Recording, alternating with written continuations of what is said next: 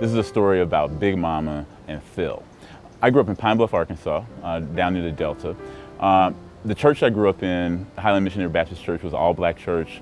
And there was this woman named Big Mama. Everybody called her Big Mama. Big Mama was one of those people that always took care of everybody's kids. You never quite knew if these were her grandkids. You never quite knew if these were nieces and nephews. You never really quite knew. So Big Mama had a kid named Phil, and Phil was white. And if you can imagine being a white kid in an all-black church in an all-black part of town, I always had this question: who was Phil? Where did Phil come from? Who were Phil's birth parents? How did Phil come to live with Big Mama? And so it turned out one year, when I was about 12 years old, Phil was maybe a couple years younger than me, they had the Easter play. So guess who gets to play Jesus? Well, it's Phil, because everybody knows Jesus is white. I always wondered, like, what was going through Phil's head? How was he in this black family? How was it that he was in this all-black church? How did he feel about playing Jesus on the cross?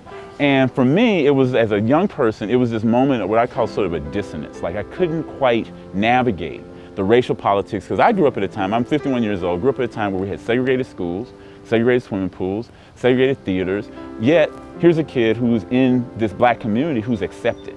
A kid who everybody thought was, part of our community because he was. The other dissonance I had, I always wondered from the point of view of religion and spirituality, what would it have been like had I been a black kid in an all-white church across town? Would I have been as accepted?